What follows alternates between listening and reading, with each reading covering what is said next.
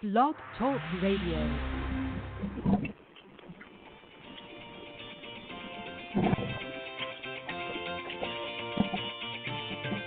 Good evening and welcome to Golf Talk Live. I'm your host, Ted Odorico, broadcasting live every Thursday, 6 to 8 p.m. Central from Panama City Beach, Florida, home of the world's most beautiful beaches. I want to take this opportunity to thank everyone for joining me on my weekly broadcast. Every week, I'll feature some of the best instructors, coaches, authors, and entrepreneurs in the golf business today. I begin with a great discussion on Coach's Corner, followed by an insightful interview with my special guest. So let's get started by introducing tonight's Coach's Corner panel. All right, thank you everybody, and I'm glad you're able to join us tonight here on Golf Talk Live. We've got a great Thursday evening show for you. I'm going to be starting out here in just a second with a great round on the Coach's Corner panel with two of my favorite professionals. And then a little bit later on, actually, one of the panelists is going to be sticking around, and he's going to be my special guest as well this evening. So I'm very excited about that, and he's got some very exciting new information that he wants to share with the audience, so we're going to talk a little bit about that as we go on. But thank you, everybody, for joining me here tonight on Golf Talk Live. Just a couple of quick reminders. Next Tuesday, of course, I will be doing the Women of Golf show with my good friend and co-host, LPGA professional Cindy Miller. So you can tune into the Women of Golf every Tuesday from 9 to 10 a.m. Eastern here on the blogtalkradio.com network. And just simply go into blogtalkradio.com/Women of Golf, or just simply type in Women of Golf. And we will have the winner of the current Symetra Tour tournament that's going on this week right now. I believe it's called the Firehouse or Fire. I can't remember the name of it, but anyways, it's going on right now up and around the Michigan area, and the winner is going to be joining us next Tuesday, so you want to make sure you stick around for that. Also, as I said, we're going to be starting here with the Coach's Corner panel, and then a little bit later on, one of the panelists is going to be joining me for an interview. And but first, I want to thank golfswing.com for sponsoring the Coach's Corner panel here on Golf Talk Live. And just a little bit about them, golfswing.com, along with its cutting-edge technology, have teamed up with some of the best golf instructors, coaches, and swing gurus in the golf business. Together, they have created one of the best video teaching and training online platforms in golf. So if you're ready to break 100, 90, 80, or even 70, then join their online video academy and learn from some of the best. So join today, watch, practice, and improve your game. And remember to add the promo code Golf Talk Live at checkout to receive 50% off the subscription price. All right, we're going to start off here with Coach's Corner, and I've got, as I said, two great professionals here. I'll introduce both of them, and then I'll bring them out, and we'll start tonight's panel discussion. First up, of course, is John Decker. He is an instructor with golfswing.com and a motivational speaker. He's also the former teaching professional at the New Albany Country Club. He was the 2015 Southern Ohio Teacher of the Year. And prior to that, he was the head instructor at the Grand Cypress Academy of Golf in Orlando, where he worked under top 100 instructors, Fred Griffin and Lake Bill Rogers. He's also the author of a book called Golf is My Life, Glorifying God Through the Game, which has an accompanying Bible study as well. Also joining on the panel, and also going to be my special guest later on this evening, is Peter Egazarian, teacher professional at the Taconic Golf Club and also the president of Northeast Golf Performance. And he's also the 2017 Northeastern New York PGA Player Development Award recipient, as well as a TrackMan Master and a proponent group member. Guys, welcome to Coach's Corner. Thanks for having us on, Ted. All right. And Peter, I know that you're on travel on your way to Connecticut, so we might periodically, hopefully not, but if we lose the signal, just call back in. I know you're on the road there, so we'll bear with you here if that happens. All right, John, I'm going to start with you if you don't mind. Yeah, no problem. John, I'm going to start with you, and I actually took a few excerpts out of another book of another actually guest and panelist that's been on here, Sue Weger, who is a great LPGA professional, and she wrote a really interesting book. She's the #1 international best-selling author, and it's called Golf, The Last 6 Inches, Change Your Brain, Change Your Game. And it's a really, really interesting book. Of course, she sent me a copy, and I read it actually a couple of times, and it's really a lot of great information there. So I'm going to start off, and we're going to talk about some of the things that she actually mentions in her book, because I think it's really important to clarify some of that. And the first thing I'm going to talk about is when we talk to our students a little bit, hang on before we start, though. I'm not sure, Peter, if it might be you or not. Just temporarily, can I get you to maybe, if you can, mute your mic? Picking up a lot of background noise. Perfect. All right. So, John, one of the things that I want to talk about or start off is something that, we might need to ask our students and when they come in for the first time, and that is the why. Why golf?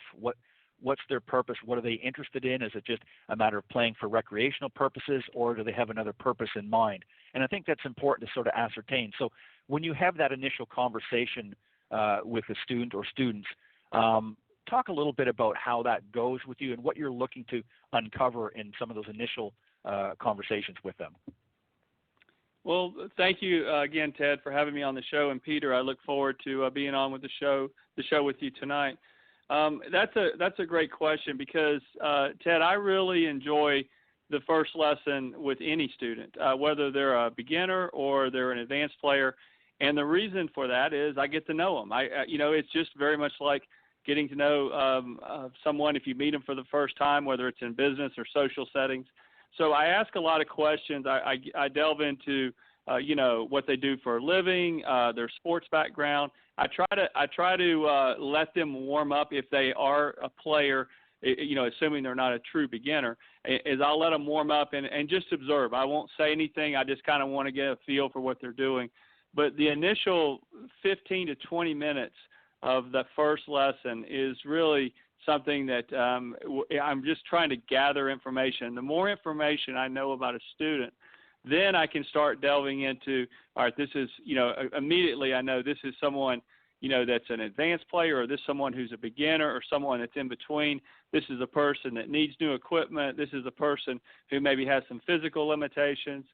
This is a person who's athletic versus not athletic. Some people have a lot of knowledge of their golf swing. Some people have no knowledge. So once I've kind of gathered all that information, then I just go from there. And it's very much like a flow chart. You start with this. Okay, they can do this. Now I'll go to this. And that's the way I try to treat the first 15 to 20 minutes of that initial lesson. I have done a couple of students who were better players. They wanted a more in-depth one-on-one, and we actually sat down with one guy I had. We sat down for an hour and just talked about his game. He had all his stats, and he talked about how many greens in regulation he was hitting and things like that. So for the advanced player, there's a lot more in-depth questions. I have a guy that I'm possibly going to be working with out of the Jupiter, Florida area. He's a really good player, just played in the U.S. Amateur, and I spent about 20 minutes with him on the phone doing a phone interview, just gathering information. Where are your strengths? What are your weaknesses, your ball flight? So for the advanced player, it's much more detailed. For a newer player, it's much more about who they are and what they're looking for. Right. Well said. And Peter, I want to bring you in now, and so don't forget to unmute your mic. The why, if you will, for most golfers is to we want to understand the purpose that the player is coming to us. It's not just a matter of always getting a lesson or learning necessarily to improve, but helping them to understand a little bit more about themselves and their game. And obviously, as John pointed out, through those initial meetings, if you will, and particularly the first time we've met a new student, we want to understand why they're there in the first place. Why are they interested in playing golf? What's their purpose? What's their background? Are they looking just to have some fun once in a while recreationally, or are they looking to take it to another level? So, you've worked with a variety of different level players, from junior golfers right up to more elite golfers. Talk about that conversation that you have with them. What information are you trying to get, and how do you, based on the information you get, how does that help you decide what's the best course or track for them? Yeah, absolutely. For me, about helping, I ask them to help me understand everything. And it's very much something I say to them up front. I first of all ask them how I can help. And then as we're diving into our first session, that like Sean said, that first 20 minutes, I ask them to talk to me.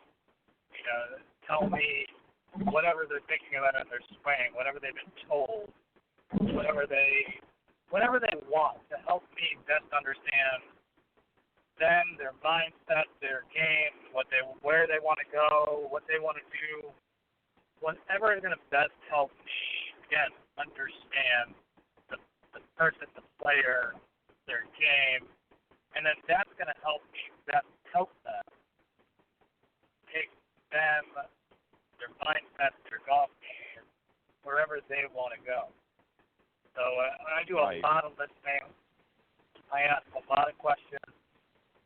And for the most part, the player in the first session with me, regardless of ability or age, usually the teenagers are a little more reserved until, they get comfortable with you, but the player talks much more than I do. And again, the more I can understand up front, the better I can help them during the course of our relationship working together. And primarily I work in a lot of long-term development. 6 to, 5 years is my longest coaching relationship right now. So it helps in the long term, and we always look to document whatever we discuss, and we can look back and refer back. It's always interesting to look back 3 years and say, this is what you said then. Just think about how your expectations and your mindset has changed since then, and it provides a lot of clarity in the long term. Right. And I think also, too, based on the information that you get up front in those initial meetings or lesson or what have you, gives you valuable information, guys, to dictate the direction that individual wants to go.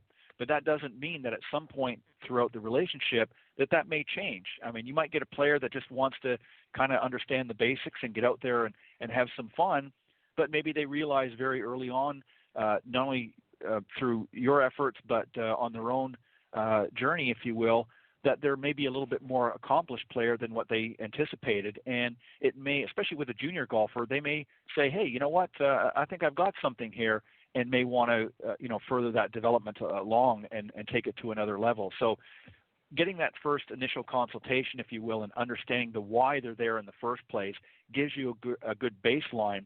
And Peter, I like what you said, there towards the end, is that then you can go back and reflect on some of those earlier conversations and take a look and say, hey, you know what, we talked about this, a year ago or last season or 2 seasons ago, and, we built on that. So that's a great thing to have that information. A little more? Sure, go ahead. Okay. And I think yes, just to go back to, you're talking about the reasons why, right? And they're providing them, I really tell people we're working towards you having a deep understanding of your own game and having context as to why certain things are happening while you're on the golf course, or you understand why. Because you'll be amazed at how many people, I ask this of everybody who's a regular golfer, who's not a beginner, and I ask them if they understand why they hit good shots or what they're executing when they hit good shots, and 98% of people say no. There's no context. They're sitting there in their files room. They're watching this awesome shot that they're so happy about, fly away from them, and there's no context as to what made that happen. So if we're working towards something, to go back to the why, from a technique standpoint, it's amazing to hear that even your most accomplished players don't have their finger on why.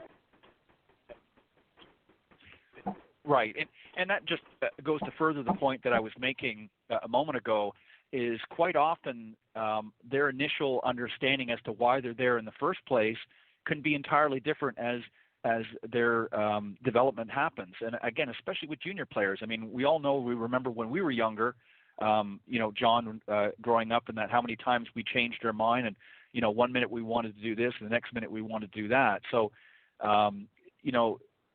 there's a lot of sometimes unpacking, if you will, of our thought process, and sometimes what might initially have been the why that we got into golf in the first place may not be that as it further develops. All right, John, I want to go back to you now, and I want to talk about another area of Sue's book that was always find very interesting, and I think it's a very critical. We often in golf many times focus too much on the physical abilities and not enough on the thoughts and emotions and even sometimes our actions, how they dictate your golf shots.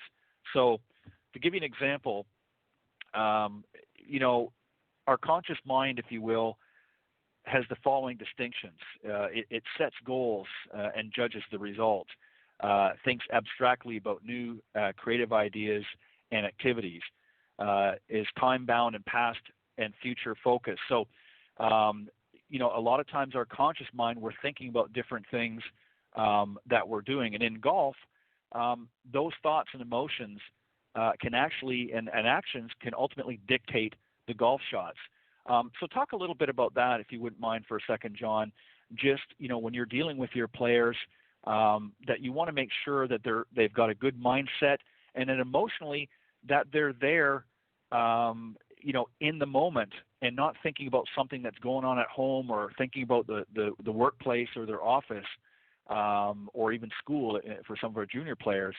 Talk a little bit about that, how the thoughts and emotions of our players and even sometimes their actions can dictate their golf shots.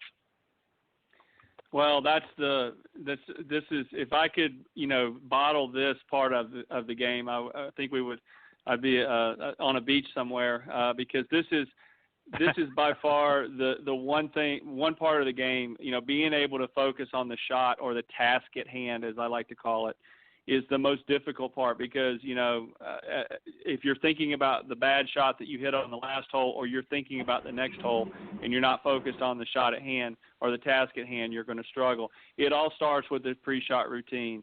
Everything in your pre-shot routine needs to be based on, first of all, your target. Where is your target? And I have so many students who I work with, and I say, "Where's your target?" And they look at me like I'm crazy. Like, "What are you talking about?" I'm thinking about my grip, or I'm thinking about my swing. And we're on the golf course. And I'm like, "You have to think about your target first." So, getting them to focus, behind the ball, focusing on a target, learning how to see their shot, or having a plan of where they're trying to hit their shot, knowing their yardage and all those things is the first part. Then I try to get them to feel the shot. And then I want them to execute the shot. And then when they execute the shot, I want them to trust all the above. And when they're executing the shot, I like to put a count to it. I was taught, at Grand Cypress, we would use a metronome. And a lot of times I'll just go to the cadence of 1 second. I'll go ready, 1, 2, swing, swing. And I'll usually, when I'm doing this in a lesson, is I'll line 4 or 5 balls up in a row, and I'll just constantly be that metronome, very much like a music teacher. You're just trying to get the student to, because if they're listening to you, the human brain cannot think of 2 things at once. So if they're focused on, their job, or they're focused on, maybe their girlfriend, or they're focused on something that has nothing to do with golf, then they have no chance of hitting a good shot. But if I can get them to listen to me for just a few seconds and go through those drills, they start realizing that their body, whatever talents they have, they will maximize their talents if they will focus on that rhythm and the beat. And if you can get that down and learn to put that and execute that into each shot, you're going to be a much better player. But if you're standing over the ball thinking about conscious things about, well, my instructor said to do this and do this and do this, by the time you do all those things, you have lost all concept of your target, and ultimately golf is a target game. That's what we're trying to do. We're aiming at a target. We try to hit the ball at a target. We go find it, and then we pick another target. We're constantly picking targets. So if you shoot a 75, you've had 75 targets in a round of golf. And so it's important that people understand that. And if you can learn to put those concepts and focus on your pre-shot routine, I suggest that every listener out there go to their PGA golf instructor, whoever it is they work with, and they have a lesson on pre-shot routine. That's all they focus on is their pre-shot routine. If you do that, you can't help but be a better player. Right. Well said. And Peter, John really kind of touched on what, this particular question goes around our thoughts and our emotions, and obviously our actions are dictated by those and ultimately affects our golf shots. And that's sort of a perspective from the conscious mind. And just a little bit more, just so people understand the differences. Conscious mind also involves our short-term memory. This is where it's stored, and it's about, on average for most humans, it's about 20 seconds. It has limited processing capabilities and only processes an average of about 40 bits of information a second. But the subconscious mind distinctions, it is habitual. It monitors the operation of the body, including motor function, i.e. golf swing, heart rate, respiration, and digestion. And this is where our long-term memory is stored here. So it stores past experiences, attitudes, values, and beliefs.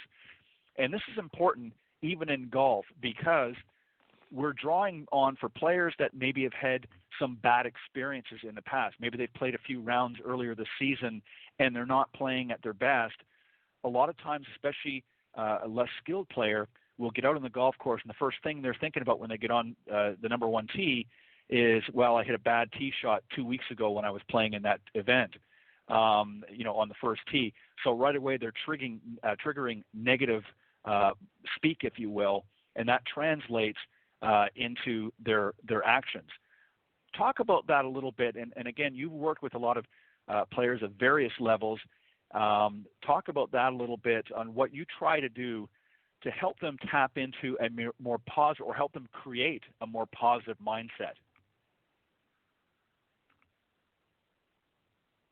That was for Peter. Sorry. Oh, hi, Peter. Are you with us? Okay, I'm not sure. I think Peter might be in a. I'm sorry, I forgot to unmute my. No, that's. Sorry, I was saying that you're right on with what you're saying, especially working at the club level and working on course as much as I do. And you're working with players that play primarily their own course most often. And, right. Those memories you're talking about are cumulative. If you have, one hole where you're constantly hitting it in spot X, or you have another hole that you're hitting in spot Y, until you start seeing different outcomes on that hole or whatever shot that you're remembering as a negative, it's very difficult for them to develop a different subconscious memory of that hole or shot or whatever it might be. So it really takes, again, different outcomes, the ability for them to, have change that long-term memory and really make it a more confident hole, shot, whatever you want to call it. Right. And just to add, there's no way. Go ahead, right. sorry. And just to add a little bit, that's okay. I was just going to add a little bit, about the subconscious mind. What a lot of people need to understand. Again, it's timeless, but it focuses on, the present time only, and uses past, as you pointed out, past learning experiences to perform current functions. And again, if you've had a negative experience, this is for the listeners I'm speaking to now. For those of you out there that have had negative experiences in your golf game, you've got to find a way to change that mindset.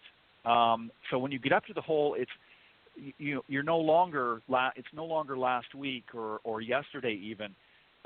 It's today. So it's a new experience. So it's an opportunity to build a new experience to be able to go forward.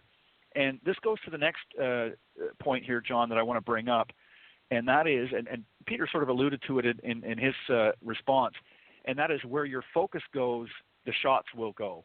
So as an example, if you get into a hole and maybe there's a fairway bunker, or you're approaching a green and there's bunkers surrounding or even water, if your mindset is focused on the trouble, more often than not, it's going to be like a magnet. The ball is just automatically going to go there. So that's another area too again, that we have to work with players to get them to understand that not to focus on the trouble, but rather create a target instead where they want the ball to go. Because as we know, if you're focusing on the trouble, more often than not, that's where it's going to happen. Talk a little bit about that. Well, that's a great point. And there's so many great stories that I've heard through the years about this. I heard the story about Lee Trevino. He was playing at a new golf course, and he had a caddy that he did not know. And the caddy told him, he came up to the third hole, and the caddy said, "You don't want to hit it down the left side. There's OB over there." And he looked at the caddy and said, "Don't tell me where not to go. Tell me where you want me to go." And I think that's right. That's what great players do. It's like driving your car. You can't drive down the road and say, "I hope I don't drive off the road into that ditch," or "I hope I don't drive into that river." You have to focus on the road where you want your car to go. And in golf, you have to do the same thing. This goes back to your pre-shot routine and picking your target. And then obviously you have to be realistic about your abilities. The target is not always the pin. The target many times is away from the pin. And I heard David Duvall when he spoke to the North Florida section when I was down in Orlando working down there. He said that when he was the number one player in the world, he very rarely hit a ball at the pin if he was in the fairway. He was always aiming to the right of the pin. He was always aiming to the left of the pin, short of the pin, or long of the pin. But the pin was not his target. It was his ultimate goal. He would take the trouble out of play. So if the trouble's to the left, you aim to the right of the pin. This is very difficult for a lot of golfers. And when you have, say, a 26 handicapper firing in a pin from 150 yards, between bunkers, you have to look at them and say, the number one player in the world says that he would aim to the right or left of the hole, and you're trying to go at the pin. That's not going to, you're not going to pull those shots off very often. So having a plan, being smart about it, picking a target, and not focusing on the trouble. All of these things are the mental sides, the mental sides of the game, and it's really what separates the different levels of players. Having that ability to block those things out, and even the best players in the world struggle at this at times, and they're playing for a lot of money in front of a lot of people. So magnify the nerves that you have, and imagine what they're going through. So. I think though, the pre-shot routine is where you start from, and then always focusing on where you want your ball to go, not where you don't want it to go, where you want it to go. If you can learn to do that, you're definitely going to play better golf. Yeah, and that's well said, John. Focusing on a positive outcome, even if it doesn't ultimately happen the way you anticipate or envision it to happen. Having that positive focus will help to reinforce a more positive outcome or action. And when you start to think about, as you pointed out, start to think about where you don't want the ball to go, again, your subconscious starts playing that Rolodex of past experiences where that is exactly what has happened. And ultimately, you get a similar result or even identical result, and you're never going to improve. So you've got to train your brain, if you will, a little bit differently. Peter, something else that I wanted to touch on here a little bit, and this is really, tools for mindfulness on the golf course. And here's a very interesting saying that Gandhi talked about, and Sue quotes us in the book. And your beliefs become your thoughts become your words become your your actions become your habits become your values, and your values become your destiny. And that was Mahatma Gandhi, and this just sort of furthers the point that, where our mind is and our thoughts and our emotions are going to dictate the results of whatever it is we do, whether it's golf or not. And I wanted to touch on that tonight in our discussion, because I think a lot of people focus sometimes too much on certain areas of their game, and they don't focus enough on what's happening between their ears a lot of cases. But a great way, Peter, and maybe I'd like to get you to expand on this, is something that maybe you've encouraged some of your players to do, and Sue talks about this in this section of the book, and that is journaling. And there's 5 reasons that she quotes here, and I'm just going to give you the abbreviated version of all 5. But she talks about the benefits of journaling or writing. And reason number one is journals help us have a better connection with our thoughts, emotions, and goals. Reason number two, journals improve your overall focus and mental clarity. Number three, journals improve insight and understanding. Number four, help you track your overall development and help you see progressions. And number five, they facilitate personal growth. Is this something that you've encouraged, Peter, some of your students to do, and not necessarily have to get into a full-fledged journal or writing, but jot down key things that they've experienced on the golf course or even experienced in a lesson to help them better understand and set goals and also understand how to evaluate what has gone on so that they can learn from it for future lessons? Yeah, I absolutely encourage them to do that in their own, whatever context they want to do that. I think everyone's going to engage in that differently, and they need to be free to make that choice. But I agree with a lot of what you're saying in the book. I mean, when you write things down or you note them, especially goals and thoughts and ambitions and maybe some of your positive thoughts, something that helps you lead you to a positive mindset. We retain things better that way. That's the way we're wired. When you basically put together a thought process of the act of writing the letters, write the words, make it more real, and have that basically cerebral connection to making it a long-term memory. I mean, it's back right into what you were saying, is that subconscious long-term memory is really what runs the show. And, that's why me driving right now, I've been driving for a long time. I'm going to keep it within the line because that's what I want to do. And when we were first learning, we were really encouraged to write things down. And it's no different than when people are either first learning how to play golf or making a change or looking to change their mindset overall. Really, it can really help make it, like you said, a long-term subconscious memory. Right, well said. And I think that a lot of people, we've often talked about here, guys, on the show about the importance of even our after round or post round analysis, if you will, and that's really where journaling can help because a lot of times we learn things. Certainly we might mark on our scorecard, how many putts we had each hole or how many greens we hit in regulation. That information is certainly important.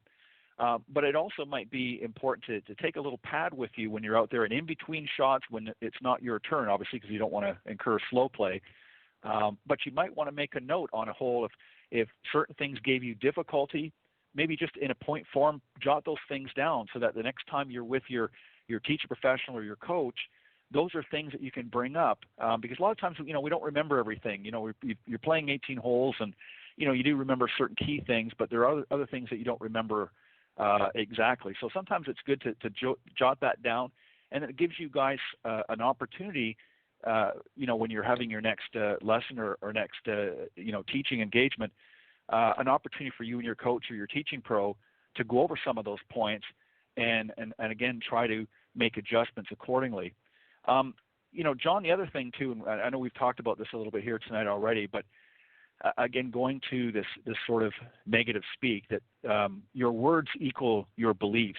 And an example of that is quite often a player will say to themselves, they're up over their ball and there's a shot there that they're not, maybe confident with, and automatically they'll say, I don't think I can make this shot. And that puts a negative right from the get-go. These are things that can be very difficult, I think, sometimes to overcome, and I know we've touched a little bit about this, but when you're dealing with a player like that, what's, in your opinion, the best way to help them overcome that and avoid that type of scenario? I love this question because I actually had this happen. I just did a playing instruction in a scramble tournament with a group from Nationwide this week, And we had this situation. We had some really good players, but we had one player that was a true beginner. And we were about 30 feet off the green. And, of course, everyone came over there, and they all had their wedges, and they were getting ready to hit their shot. And, of course, they had their putter as well. And, of course, our newest player was getting ready to hit, and I immediately stopped him. And I reached over, and I took the wedge out of his hand, and I said, for right now, this is the way you need to play the shot. You need to putt it from here. And he goes, really? And I said, yes, because this is going to give you the best opportunity right now to hit a good shot. Now, I said, eventually you want to learn, and it was, it was fairway cut, and it was something I said, if you were watching the British Open, a lot of times you'll see guys from off the green putt it. So I always ask a student, when I'm working with a student, what is the shot that you know you can hit? Don't play the shot that you see Tiger Woods play or you see a tour player play. Play the shot that you know you can hit. And if it's putting, then putt it. If it's chipping, then chipping. And then once you get done with the round, then come and let's work on, because I don't want a student to always putt from off the green, because there's going to be situations where that's just not going to work. So obviously you have to learn different shots. But you always want to play the shot that you know you can hit. So, Jack Nicklaus would say when he stood on a tee, if he wasn't driving the ball well, he would grab his 3-wood. And then if he couldn't get his 3-wood in the fairway, he would grab his 1-iron. And he said if he can't get the 1-iron in the fairway, he'd hit his 3-iron. He would eventually go to a club that he knew he could get in the fairway. Then you go to the driving range. Then you go to your teacher. Then you work out the problems. Because obviously no one wants to play with an iron off the tee on all their shots. But what you have to do sometimes in golf is you have to do what you can just to get through that round, and not especially when you don't have confidence in what you're doing. Because so much of golf is confidence. When you're confident in what you're doing, you're more likely to make a nice aggressive swing without thinking about a lot of technique, and you're going to probably play a lot better golf. Yeah, you're exactly right. Well said. Peter, another thing, John talked about earlier about the pre-shot routine, but another area as well is the post-shot routine. And just for those that maybe don't understand the difference, some of our newer golfers out there, the post-shot routine is what you say to yourself after that shot. So when you've stood over the ball and you've executed the shot, good or bad, it's how you feel after that shot, and it's what you do after that shot that really matters. And unfortunately, John, as you just pointed out, television doesn't always show us the post-shot routine. We only see the pre-shot routine in some cases and the actual shot itself. And a lot of people might be asking, Peter, why the post-shot routine is so important. And this is where you are taking the time to assess, to learn about your game, evaluate your next opportunity, and learn the emotional sort of neutral response. So just to give you an example, and then I'd like you to maybe just talk a little bit about that as well, is a lot of times we'll see a player, on television and they've hit a poor shot, but it's how they react to it. They're not, throwing their club across the fairway or across the green. Sometimes they lose their cool a little bit, but you don't see it happen very often. So how we react after the shots is equally important. So this is another learning lesson for our students when we're out there on the lesson tee. So talk a little bit about that, about the post-shot routine and what you try to accomplish with your students. Well, talk about the post-shot, it's just as important as the pre-shot, because that's where your memories are formed.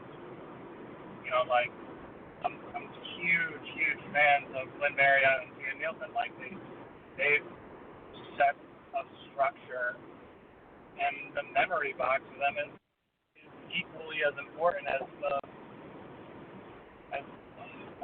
not polluting the play box and then having your.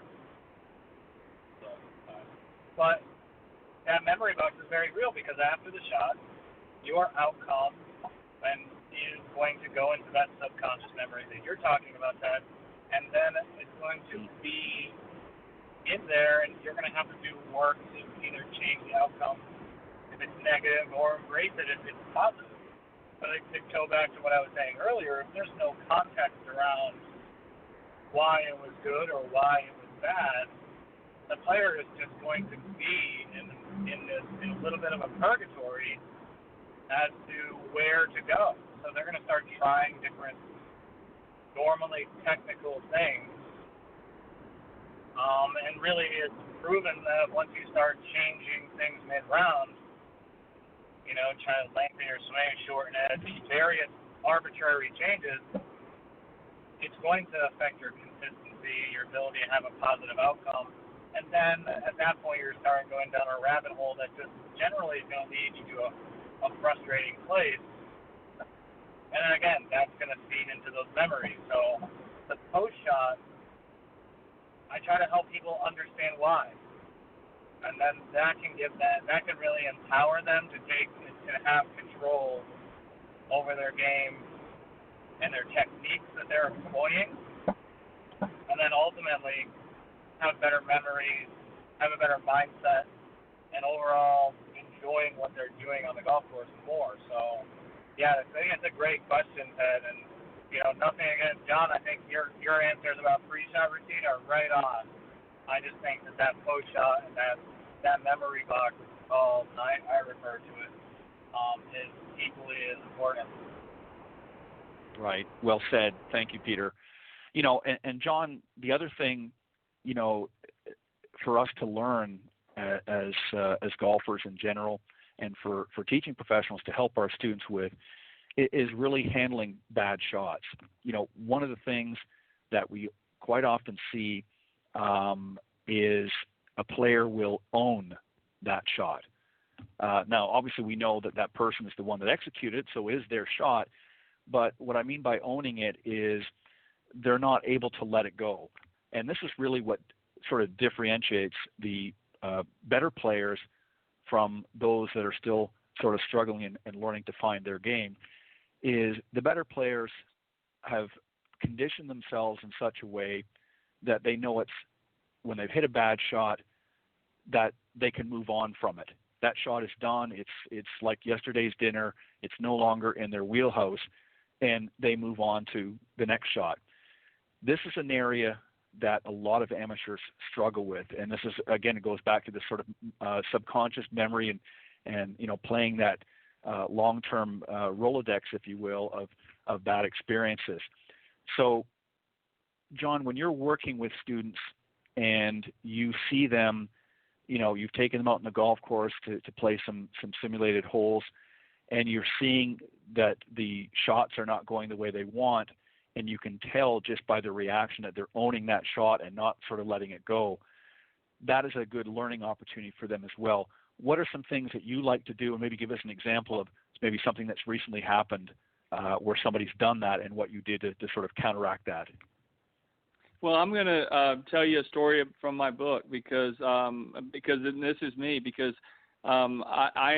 you're describing me in a lot of ways. I was playing in a pro with Steve Labontaine, and Steve played on the tour for 4 years, and I played fantastic that day. I shot 71, and we came in like fourth place, and he played really well. And so after the tournament, I went up to him and I said, Steve, I want you to just take a moment to kind of talk to me about my game and where I need to work on and everything. And he started dissecting my game, and he said, John, there was a couple of situations out there where you hit some bad shots and you held on to you didn't let it go. And he said if you were to do a study of all the tour players, he said the majority, about 85% of them, are type B personalities. And he goes, if they hit a bad shot, they don't the next shot, that's all they focus on. They don't care, they don't get upset. And he said, you got upset a couple of times, you got down on yourself a couple of times, and he was right. So basically what I did is I hit one bad shot and I turned it into 2 or 3 bad shots. And you can't afford to do that, especially the better you are as a player. You have to do everything you can to shave little quarters of a stroke off your game, because and sometimes it's your mindset, sometimes it's improving your technique, sometimes it's improving your attitude. And so I can empathize with that, because the majority of people that I teach are all successful, and they're all driven, and they're all goal-oriented people who are used to being hardworking, successful people. They're used to results. And in golf, you have to let go of that. You can't just push in golf. You have to let it come to you. And when you hit a bad shot, and you're going to hit bad shots, and that's what I always tell people, you are going to hit bad shots. You have to be able to let it go. And if you can learn to do that, you will get the most out of your game. And that's another learning experience. And you know, that's where people learn. I can see it. It's easy for me to see as the teacher what they're doing, because I can just see it in their face and their mannerisms. But it was really eye-opening for me to have a tour player tell me the same thing I was telling my students. And I was like, wow. Mm-hmm. And that was a great reflective moment. And I grew from that moment. I learned from it. It's really helped me now. Now if I hit a bad shot, I just try to shrug it off and laugh it off and say I'll get them on the next one. Yeah, and it is a great learning opportunity. Thank you for sharing that, John. You know, for all players, we all hit bad shots, and it's a certainty. In fact, it's a guarantee that you will hit some bad shots, and more than likely in every round that you play. And hopefully, over time, with the right teaching and the right guidance, those bad shots will become fewer and fewer. But more importantly than that is, how we react to them. If we overreact or we you know, as I always equate it to, it's like going to the airport. Would you rather be, you know, going through the terminal pulling one bag or 6 or 7 bags? Obviously, one bag is a little bit easier to handle and manage, but if you've got 6 or 7 and you're trying to wheel and you're trying to catch your flight, especially if you're getting close to, you know, to boarding, and you're trying to struggle with all these, and this is essentially what happens with a lot of our higher handicap players is they string, as you said, they might have a bad shot and suddenly it becomes 2 or 3 or 4, and then it's not even just a bad shot anymore. It's maybe a bad hole or a couple of bad holes, and suddenly it can actually derail their round. So Peter, the final question I'm going to have is in that situation, you know, obviously we know what to do in the case of a bad shot, but what can you suggest or offer to our audience for those that maybe have had a couple of bad shots and their round is starting to derail a little bit? What advice would you offer them if you were teaching with that student and they came to you and said, Peter, you know, I had a really bad round yesterday. I lost 2 or 3, you know, bad shots, and it ended up being 2 or 3 bad holes, and ultimately was a bad round.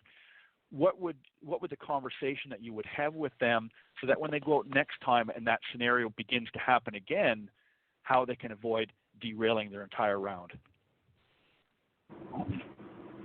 No, it's a very good question. It happens very often. You know, a lot. I'm their person that they can talk to about that. You know, they can't really talk about it with anybody else because probably no one else really understands. You know, maybe their spouse isn't a golfer, or you know, or they don't have somebody to share these frustrations with. So it's really important, in my opinion, just to listen first.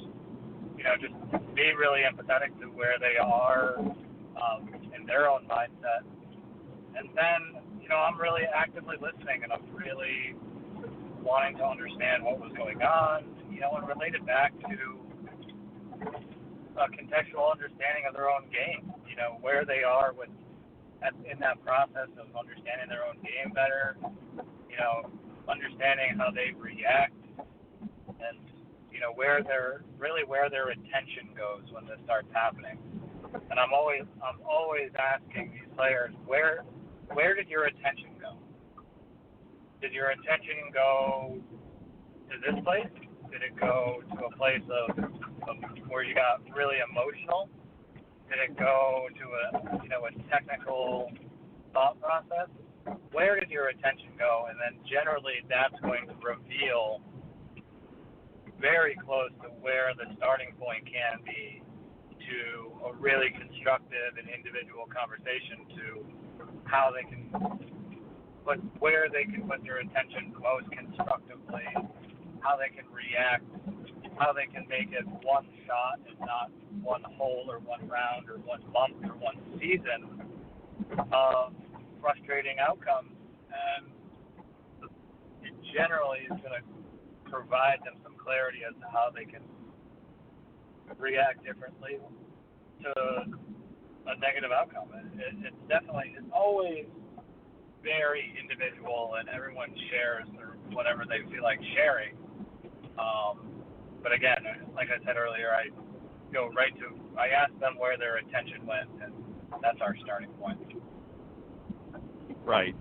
Well said.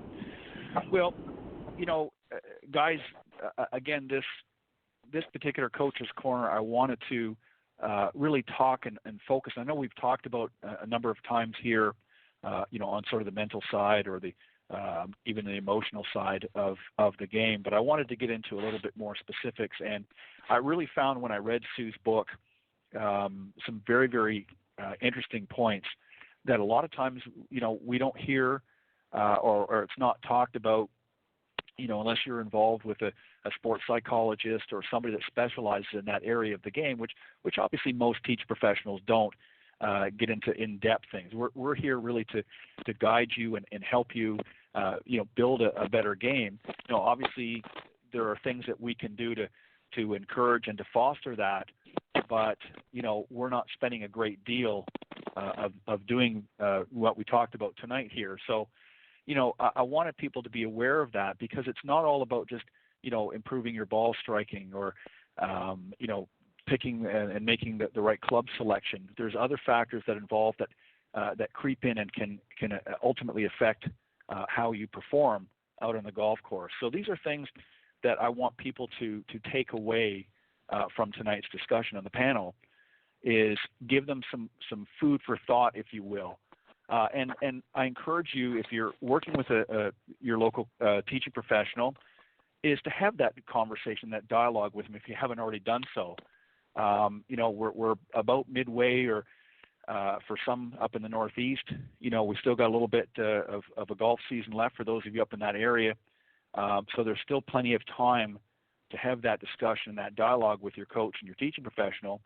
And I would strongly encourage you to do that, because I think you'll find that, a lot of the things that we talked about here tonight can definitely help you to improve your game if you focus on the right areas.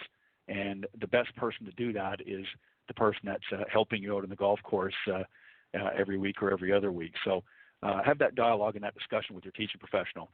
Well, guys, I want to thank you for always bringing your best here on Golf Talk Live's Coach's Corner. And I'm going to give John, Peter, I know you're going to be sticking around and joining for the second half, but John, I want to give you an opportunity as we part ways, just to let the folks know where they can reach out to you, and also to give you an opportunity to plug your podcast, the Golf Swing RX podcast, the prescription for your game. Where can the folks tune into that? Well, first of all, Ted, thank you for having me on the show. As always, the Coach's Corner, I love this segment. I thought it was I really enjoyed tonight's talk. And Peter, it was a pleasure as always. Safe travels, and look forward to being on with you again. Yes, you mentioned Dr. Angelica Napolitano and I have a podcast. It's Golf Swing RX, the prescription for your game, and you can find that. First of all, you can go to her website, which is optimalptandwellness.com.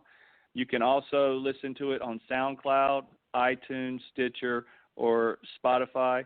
And then I'd have videos myself. I'm employed with golfswing.com. You can, if you go to golfswing.com /John Decker, and I spell my first name JONDECKER. If you go there, you can see the video libraries I've done for golfswing.com. But you can also follow me on Facebook at John Decker Golf Instruction. I'm on Instagram, YouTube, Twitter, and LinkedIn.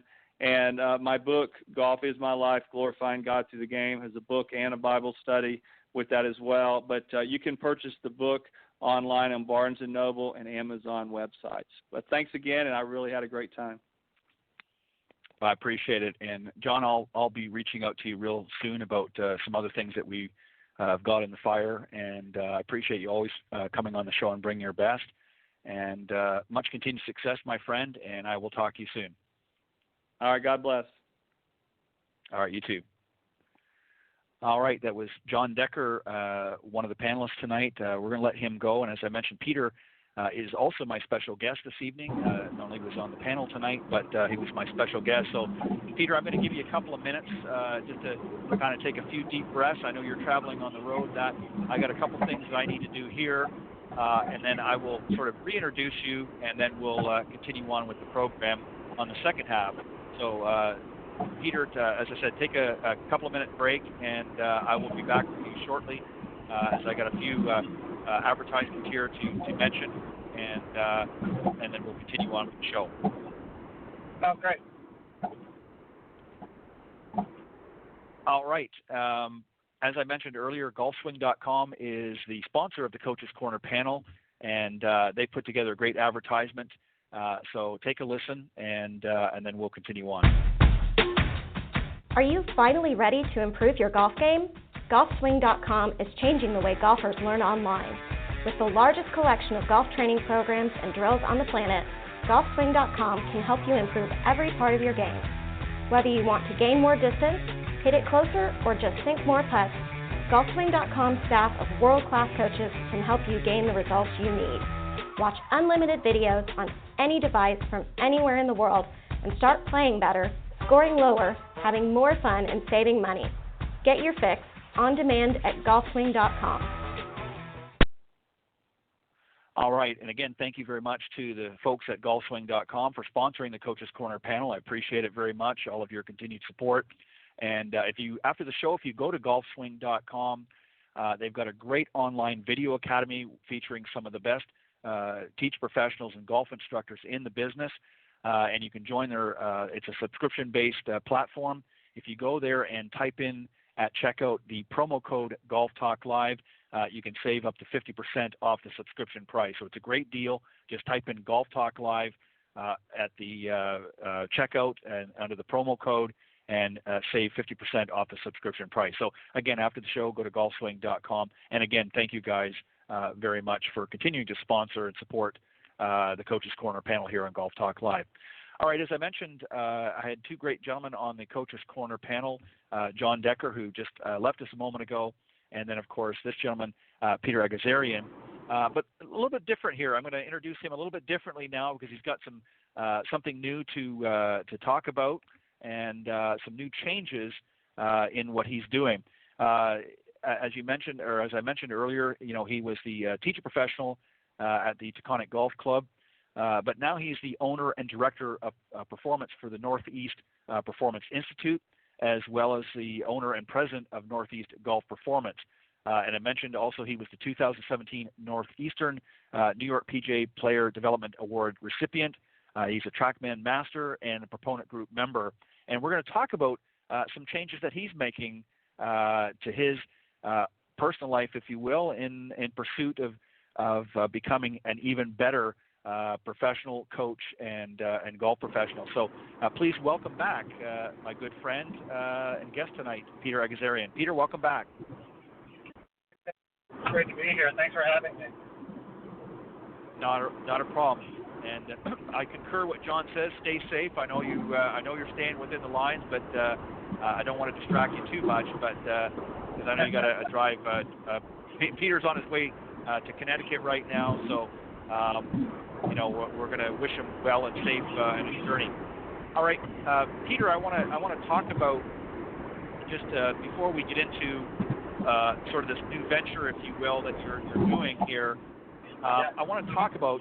You mentioned that you're departing from the Taconic Golf Club as their teacher professional, but you're going to be joining as a member in 2020. Have you actually departed now, or is this sort of in transit? Tell us a little bit about your change. Yeah, of course. You know, right now, the goal of announcing this right now is we'll have about 6 weeks before we depart from Williamstown. We've had such an amazingly positive experience with the Williamstown, which is the town where Taconic is, community, the Taconic community, Taconic Golf Club community. I really just love the place, and the establishment of is really just an opportunity to help a large amount of people in such a comprehensive way that I cannot turn down this opportunity and just really look forward to returning as a member and sharing the experience of Taconic Golf Club with as many people as I possibly can bring there going forward. It's just really a uniquely special place just in the world of golf and in the world of people. The membership is incredible. I've made so many great friends and met so many amazing people. So really want to have 6 weeks here where we can say basically see you later, and if anybody has any coaching programs that they need to finish up with me, I want to make sure everybody has ample time to do that. So I definitely am never going to be a stranger to the area, to the town.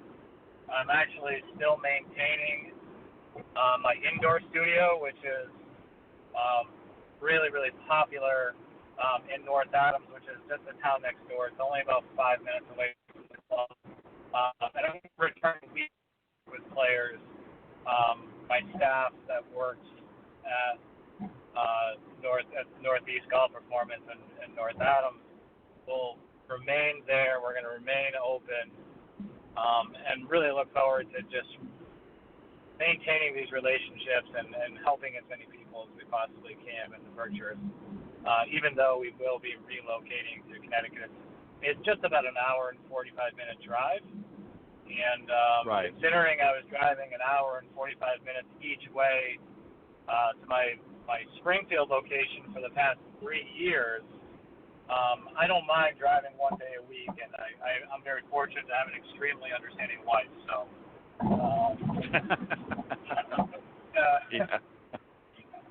But I really, right. I can't say enough positive things about the Taconic Golf Club. It's really been an amazing 4 seasons. And it really took this type of opportunity to have my own performance institute and to actually really be back in my native Connecticut. The home base basically is going to be just about 10 to 15 minutes from where I grew up, and I'm very familiar. I'm very familiar with the golf environment in Connecticut. I have been gone for a significant amount of time. As a professional in the Connecticut environment, but I do coach about 24 players in Connecticut right now, and I'm actually going to be coaching all day tomorrow, and I've been coming down for Fridays basically since June, and really to be in touch with these people, to engage some new people, and to really ramp up Northeast Performance Institute to, really go full time in October. Right. And just to, sort of reiterate, I mean, you're really only kind of half leaving Taconic because you're going to be coming back, obviously, as a member. So you're still going to have some ties with the club. And as you said, you've got a facility not too far away that you're still going to maintain as well. So you're still sort of maintaining some roots there, if you will, at Taconic, because obviously it has been a great experience for you.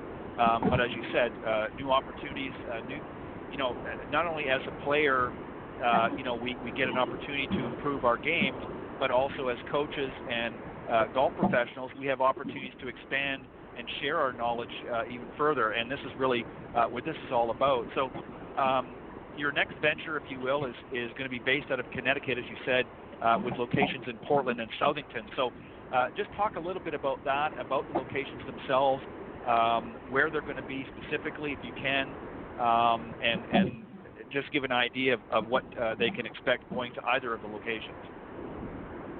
Yeah, so right now I can only really speak to what Portland is going to be, but just the overall structure of the Institute is going to be a comprehensive care environment that's very player-centered. So, we are going to have just an amazing staff of golf coaches that I've been just talking to, finalizing things with them, and as well as that, we're going to have mental coaches serving our players' mental side of the game. They're very well educated, masters in psychology, very, very well educated people, physical therapy services, as well as functional movement professionals. So I'm really happy to be partnering with Chris Cody, who has been a top 100 Golf Digest club fitter for the past 12 years. And, his presence and, in the state of Connecticut and New England and the Northeast in general is so significant that he's grown his own brand, and his staff and his presence is trusted so much. To partner with someone like him and team up with someone like him and his staff made the choice very easy. So we are going to have really a full care facility where someone can come in from anywhere in the Northeast or country, come for 3 days, have an entire full service experience, and leave with golf clubs being drop shipped to their house, a mental game plan, a technique game plan, a physical game plan that they can execute either remotely with us or on their own. So, the goal of this, the objective is to make it like I said, a full care environment. Right, and having somebody like Chris, who, as you mentioned, is a Golf Digest Top 100 club fitter in the wheelhouse, if you will, is critical as well, because that's an area we've touched on before in the past. Where the importance of being properly fitted. So now you're going to be able to offer that service as well to people that come into the Northeast Performance Institute. You're going to be able to offer that through Chris and his staff, which is going to be a big plus for you as well, correct? Yeah, absolutely. I mean, I spent the entire basically month of June sitting and unfitting, but they execute. Their staff is extremely friendly and very well and very knowledgeable. I do quite a bit of fitting on my own, but I wanted to understand their process, get to know their staff. I happen to coach one of their staff members and their fitters, who's a very good player, and they're incredibly knowledgeable, past what I have by a lot as far as fitting goes, and the number of shaft options they have is extensive. So that aspect of it is extremely important. So to kind of dive back into a little bit of what you asked, what the structure is going to be for the facilities, Portland is currently being built. Chris and Chris Troy's golf shop has purchased the land. They're putting in I'm pretty sure it's a 4,000 square foot building. That's going to have 5 garage door bays going out to a range that's 400 yards deep and 130 yards wide. Additionally, they're installing TrackMan range to that facility. So this will be the only publicly accessible TrackMan range on the East Coast.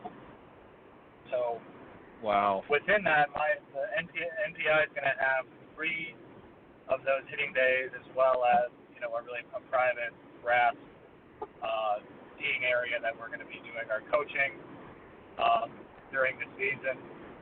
During the off season, we'll be able to close those garage bays, put a screen across it, broadcast TrackMan, and obviously we'll have some other TV displays in there where we can broadcast our other technologies. But each studio is going to be outfitted with premium turf, its own putting green, and really the best technology possible.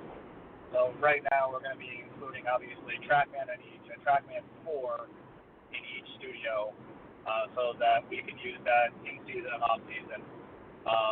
The main studio, which will be one that I'm primarily using, will be outfitted with immediately K-Motion for 3D.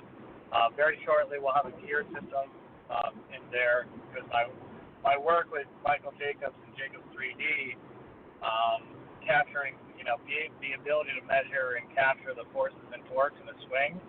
And Michael's software has been able to really identify that for the first time ever in the forces and torques. There's been plenty of great stuff done with the force side of things, but to have the corresponding torque with that. So to have a gear system and we'd be the only people in New England and the Northeast that have the ability to apply that and help people by capturing that data, and I can interpret it. And, we could send it to Michael, he could run it through his software, and we're taking things to that level. Additionally, we'll have force plates and sand putt labs, so really leveraging technology to the fullest extent to really help the player. I mean, just because, and then just on the other side of the equation, just because we have all the technology doesn't make it the end-all, be-all. You go back to the mantra of the Institute is that it's very player-centered. And I have all this technology already, and I use it as needed, and only as needed. So there will be times that we're not even using TrackMan at all. There might be a full swing session where there's no technology. It's a conversation all about mindset. It's a conversation that's all about what that player is thinking, what the player is, much more of a mental conversation. I think it's more available as a tool and as feedback to best help the player. So I just don't want that fact to get lost. I'm reeling off all of this technology that's going to be included, but we're not losing the sight of the main objective is to be very player focused and to, again, use that technology very intermittently. That's needed. Right, and I think I think in our industry, I think most people now. I mean, early on when the technology, was sort of first, growing with leaps and bounds, if you will. There were a lot of people that got caught up in it, and it was very technology driven. But I think teach professionals and coaches like yourself are recognizing that certainly they understand and recognize the importance of technology, but also that there has to be a balance as well.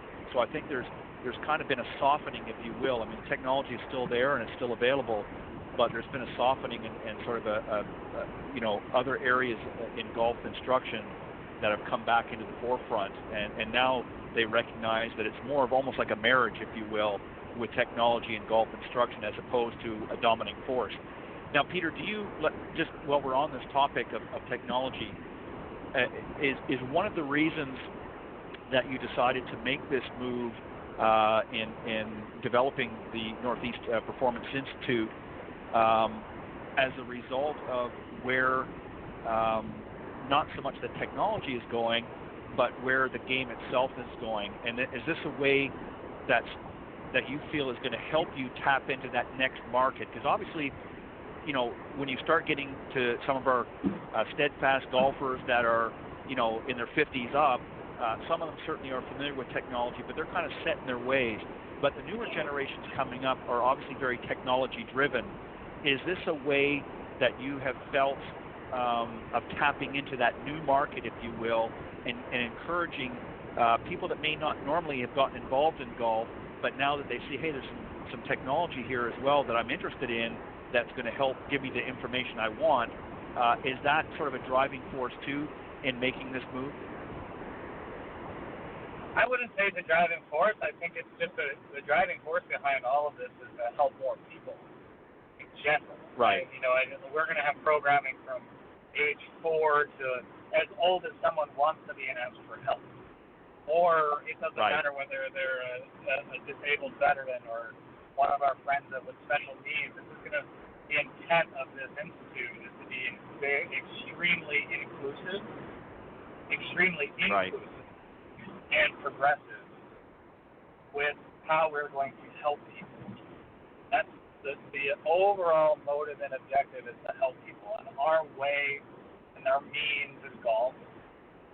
We're going to help people through golf and help grow the game through golf, through what we're going to be able to do. But to answer your question, as far as the younger versus older generation, the difference primarily with technology is that the younger generation is very engaged with that technology. They feel comfortable with it. They might not understand it. Right. They're more apt to want to understand it. The older generation, our sessions are always very conversational in general, but with an older generation that's not desiring to engage the technology, the conversation is very narrowed, very, very narrowed down to this is the one stat. Like I'll have very often on every session, I'll have a very narrowed down look of the parameters on TrackMan. If it's on the screen, say it's visible to the player. There's carry distance, side, which is a deviation from the center line, and one other stat that represents something that they're working on. And for people that happen to be in that older generation, and we're having a conversation based around that one stat, and we're narrowing their focus down. So if I'm helping them make better contact, and we're talking about how they can move to control the low point better, the initial conversation is just to be looking for an A for after, that the club is bottoming out after the ball, and their attention is directed, it's focused, and they're getting some valid feedback as to, okay, that's a yes, and if for some reason they're getting a B for before, that the club is bottoming out before, that's a no. So we're more so creating just a binary response to either give them a validation on their feet, a validation they are accomplishing the task or not. So we're always going to, I always want to give people the ability to use the technology as a productive tool wherever they fall on the spectrum of age or understanding of technology or an understanding of whatever we're discussing. And it's a good question, though. It's something that is always interesting to have that conversation postscript with whoever I'm working with about the technology. You know what I mean? Yeah, and what's interesting, Peter, and the reason why I asked that question is because you're exactly right. I think there's much of the younger generation is more accepting of the technology, and that doesn't mean that those in the older generation aren't somewhat familiar, but they're not as adapting, if you will, to that technology. So I was just curious if that was a mitigating factor in some of the thought process of putting this venture together. Something else that I want to talk on, you touched base on it, but I'd like to get you to expand a little bit more on it if you wouldn't mind. And you talk about, because it's going to be a full care facility, in addition to your golf coaching and that, you're also going to be offering mental coaching and physical therapy as part of that. So as you pointed out, you've brought together a team that specialize in that. Why did you feel that you wanted to have those areas included as well, as opposed to just the golf coaching side? It's about bringing the team to the player. These are right. Things that I have been already doing during my time at Taconic and prior to Taconic, and I'm collaborating with different people and hosting events and having them come work with our players at the club and in the region, and they're benefiting greatly from the information that's being shared, or from anything, from forming a relationship and maybe working afterwards.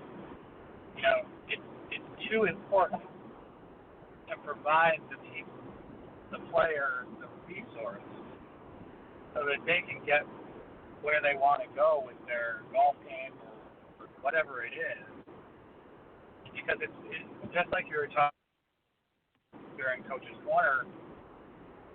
There's such important mindset work that can be done, and it's done very well by a well-trained professional. And there's so much important work that can be done with the player's physicality that can be done very well by a well-trained physical therapist or functional movement professional. That even as a really well-educated golf coach on, the functional movement standpoint, the mental aspect of it, I'm not going to bring the structure and the expertise that these professionals have. So, again, it goes back to the core principle of helping people. It's about providing them the resources to get the help that they really do need beyond any kind of skill development or something that's directly inhibiting or hindering their skill development. Yeah, well said. And the other thing too, Peter, I think that really this offers, and this is something that I've mentioned many times over the years since doing Golf Talk Live, and that is one of the problems that I often saw very early on in golf was sort of putting everybody in that same box, of everybody sort of the same, and we're not. We're obviously all uniquely different, and this gives you an opportunity to get into areas that traditionally most amateur players don't have access to. I mean, obviously the top professionals, they have swing coaches and they've got mental coaches and they've got access to physical therapy trailers and things like that at many of the tour events. But what you're doing is really bringing that full experience that predominantly was always available to the tour player is now going to be available to the everyday golfer, whatever, regardless of their age. And I also like to, and I'm just curious, one other point I would make about physical therapy. This is also obviously, I'm assuming, going to give you an opportunity for that professional to talk about some preventative things that a player can do to avoid. Obviously, we're all going to experience some injuries, playing any sport, but there's some great opportunities here to help your golfer to learn how to avoid certain injuries or serious injuries through technique and so forth. Is that an opportunity that you're going to try to capitalize on as well with your physical therapist? Yeah, absolutely. I have, the person I'm going to be I'm really going to be happy to, announce soon who the main point person is for this. She's amazing. We've been hosting events together for the past 3 months, and they've been full with people from as young as 15 that are doing that preventative work. They're high-level junior golfers that want to understand where the dysfunction is now, and providing functional exercises and things that they can do as a preventative measure, because they have a tremendous amount of speed, right? And there is a certain amount of dysfunction in their lower chain. They're going to start compensating, and if they can't operate their pelvis effectively, it's going to go right to their spine. So it's really important preventative work, even starting at that age and going up through some of the college players, but you start getting to the level of player, or I should say age range, where things start to break down. And if you can address, I'll use myself for example. I was helped tremendously by a very well-trained physical therapist that I have been collaborating with, and again, she's phenomenal and amazing. And I was in a round of golf. I was 2 under. I made a swing. I thought I tore my ACL. I shot 83. And I went to her, and she said to me, "It's a really good thing you came because you didn't hurt your knee yet, but because your hip, my right hip is so inhibited and so restricted and so limited that my foot while I was walking, my foot was landing on the outside of my foot. So my gait was, because my hip was so inhibited, my gait was so affected that it was really affecting my knee. And she gave me some great exercises to do. I did them for 6-7 weeks. I made the mistake of stopping, and it kind of got worse again, but then I realized that I just needed to constantly be doing this. And it was incredibly helpful because she helped me avoid what could have been a catastrophic knee injury caused by something that I would have never been aware of. So I have my own personal experience with that, so it really resonates even more with me. And I talk to everybody, and it doesn't matter really the age range. There's some type of something for everyone in their physicality that is present. And it's always very interesting to talk to people that are asking for help from me for the first time and have gone to YouTube or gone online for golf information, and they have this pretty serious physical limitation or something present that information online doesn't take into account any of that. So all that information basically doesn't apply to them because of something with their physicality. So it's interesting. It really is a kind of a catch-22 in that sense. Yeah, and I think the other thing too, Peter, that a lot of people don't realize, and this is again, I'm assuming this is another area and I'm going to just focus on the physical therapy again here for just a second, but that this is another area of opportunity, because not only can you tackle some preventative issues, but also it would provide you a great opportunity for diagnosis up front. So when you get new golfers coming in that are maybe having some physical challenges that could be corrected in many cases, this gives you an opportunity by having an experienced physical therapist to sort of help with that assessment process. They can identify, just as she identified an issue that you were having that created another after effect. So, this really opens the door for you to be able to, because, quite often when we get, Peter, when we get golfers coming to us and they're saying, well, I have a problem, doing this, or I'm slicing, or I'm doing that, many times it may not actually be their golf swing or the club face or what have you. It could be the fact that they're harboring a physical, and I don't want to use the word disability, but a disadvantage or experience that they're having that is creating that problem in their swing. So having that physical therapist on board certainly opens up a lot of avenues for you to be able to do not just preventative maintenance, but also do assessments as part of the overall experience there. Would that be pretty accurate as well? Absolutely. It's just as much as about preventative work, it's about helping people extend their playing career. Here's an extreme example. I have a man that drives to the Berkshires once a month from New York City with 7 fusions in his spine. Ooh. I was the only person that he found that would be able to help him from a conceptual standpoint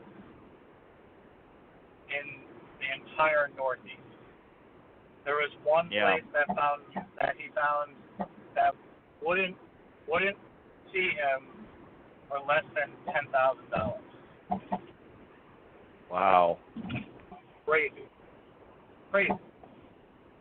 So we're leveraging again. We're taking the information that I understand from Jacob's 3D and the space between his rib cage and his pelvis are where the fusions are, and that he needs so he wears a significant back brace. So so that his spine can buttress up against that back brace, because that space between your rib cage and your pelvis is, as humans, is the most sensitive structural place in our body. And right. And that's your sacrum spine, your thoracic spine, and a little bit of your thoracic. But it's something for him. He has to wear that brace so he can buttress up against that. And then we're leveraging technology to help his pelvis and his spine work together so that there's not as much stress on the joining vertebrae to the fusion. So and now he's able to play 9 holes where he didn't know if he was going to be able to golf at all. So I mean, for him, it was just so important to continue to be able to play golf because it's such a mental health outlet for him. That this, and again, this is an extreme example, but it's something without the ability to leverage technology or the understanding of enough of an understanding from my work with the physical therapist that I've been really fortunate to be around to understand enough of it and to work in conjunction with his physical therapist. It's a very important. It's something very important that we've been able to so far successfully achieve for this person. Yeah, and Peter, that what that does too, and something else that I wanted to touch on, it sort of opens the door for. You mentioned earlier, that this is an all-inclusive, but all available to everyone or anyone that really wants to participate. And I like the fact too, and he's a good example of it. Is we have a lot of veterans now, and returning military and so forth, and others that have different challenges out there that really have been overlooked by the golf industry for so long. Many of our returning veterans, many of them before they went away on deployments, maybe played golf recreationally. Now they've come back with injuries or difficulties or physical challenges, and really don't know what to do with themselves and are afraid to return to golf or don't think that they can return to golf. So really what you're putting together here is something that's going to fall kind of right in their wheelhouse, if you will, because this is going to be a good opportunity really for you to tap into a market that really has been overlooked, in my opinion, by the golf industry, and not just the veterans, but some of the other physical challenged individuals out there that have, maybe were born with a defect or what have you, that haven't really been adopted by the golf industry for one reason or another. So, by making that available through the Northeast Performance Institute, it is really going to be really groundbreaking, and I think that's kudos to you for taking on that. No, I mean, it goes back to the core desire to help people. And I don't care, personally, I just don't care who it is. I think everybody, this is a means for us to be able to help people.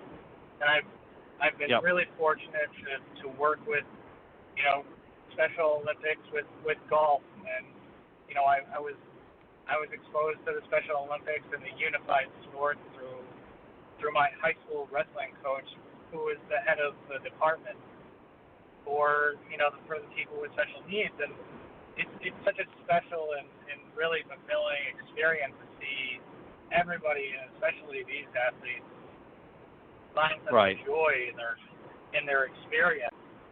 And again, any work I've done with young or older people that might be on the spectrum. Golf is can be such a structured activity, and for folks with sensory, have sensory sensitivity, it can be so calming and so quiet. so beneficial for so many people that I just have this desire to put it all in one place and be the people that offered to help. Right. Right, exactly. Well said. So, Peter, let me ask you then, as we get close to sort of wrapping things up here, you've explained that, you're putting a lot of the components together. You've got a new facility that's being put in place, and you formed some partnerships, if you will, in putting this together. When will the Northeast Performance Institute, when will it be fully operational, if you will, or is it currently now in some capacity? When do you envision sort of your official launch, if you will? Yeah, it's going to be on a part, really starting indoors October 1st in Connecticut in a lesser capacity, but we'll really be full go, right after the first of the year, most likely in 2020. So really excited. I just want to chat about it tonight, make people aware of, the project and what we're doing and the core values behind NPI and what it stands for. So we're really excited about it. Chris and I and his staff and my staff are looking forward to working together to provide the industry with something that is, at least from a public access standpoint, extremely unique. So, and I appreciate you having me on and chatting about it.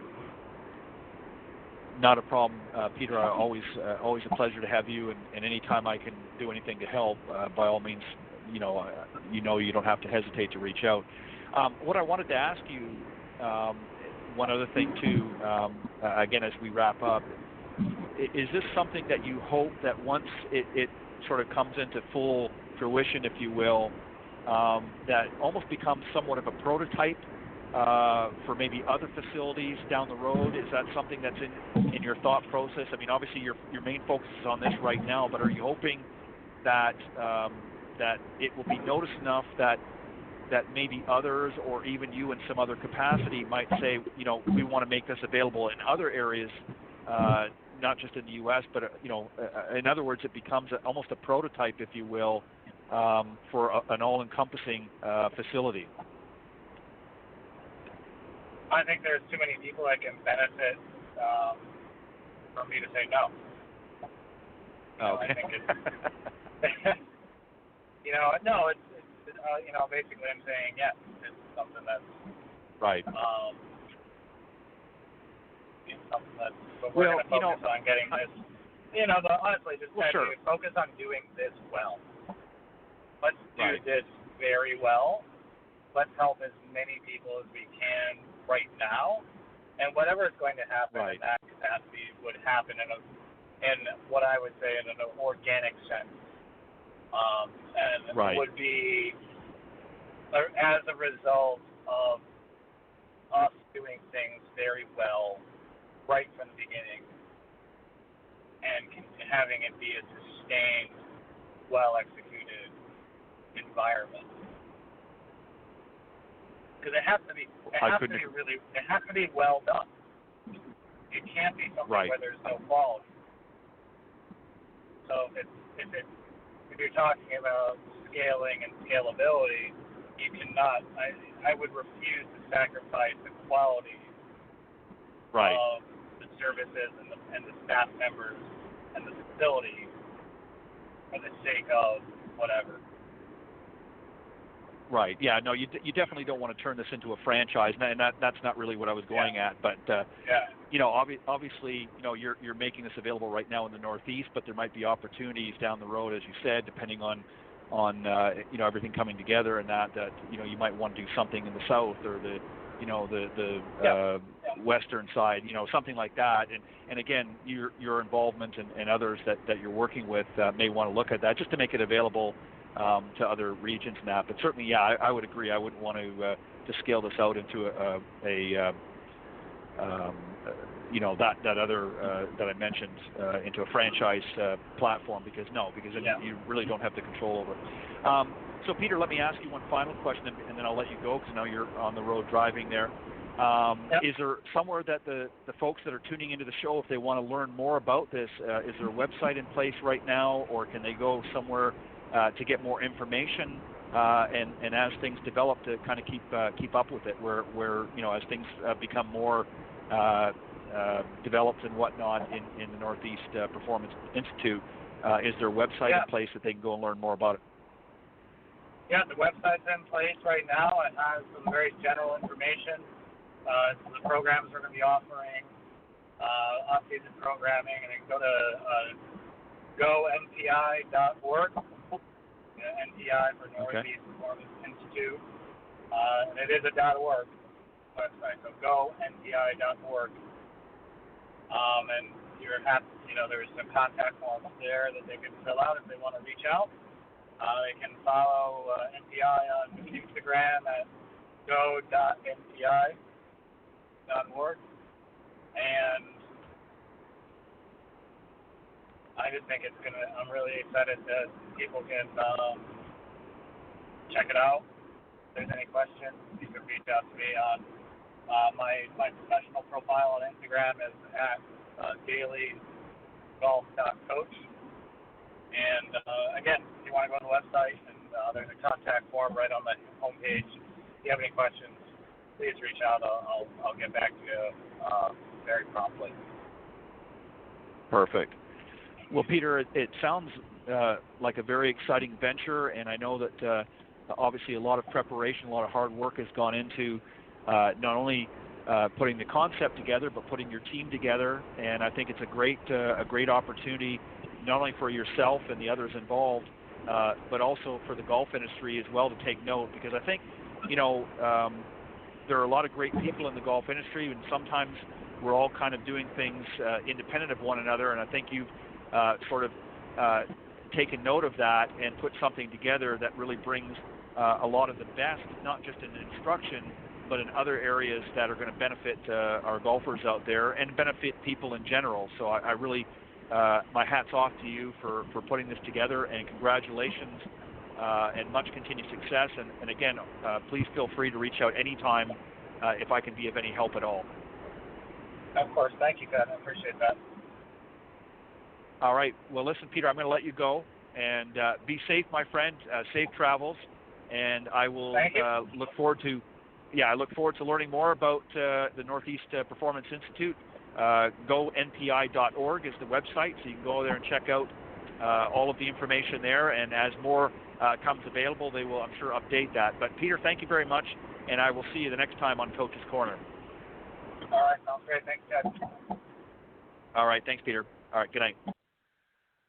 All right, that was Peter Egazarian, again, earlier on the Coach's Corner panel, and now the owner and director of Performance, and also president of the Performance for the Northeast Performance Institute and the Northeast Golf Performance.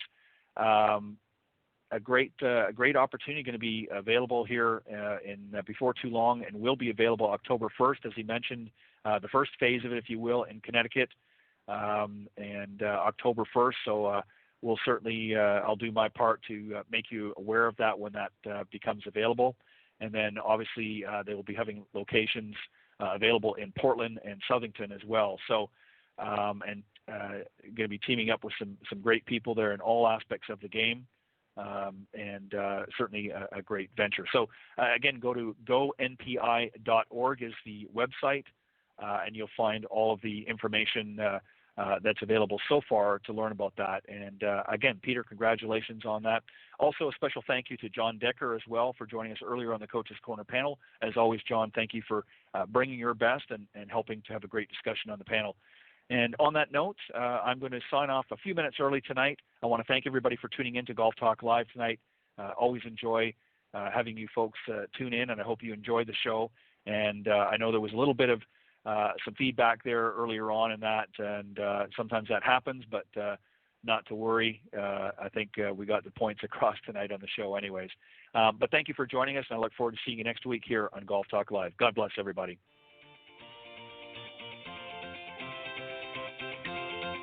Thanks for listening to this evening's broadcast of Golf Talk Live.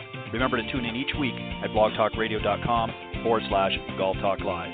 If you can't join us live, check out the on-demand section for previously aired broadcasts, or listen on any of the following social media platforms: iTunes, Stitcher, TuneIn, CastBox, TalkStream Live, and of course Spotify. To get updates on future shows and upcoming guests, be sure to visit the show's Facebook page, Golf Talk Live Blog. You can also follow me on Twitter at Ted and Buck CEO. Remember to join me live each week for another great broadcast of Golf Talk Live. See you next time. This has been a production of the iGolf Sports Network.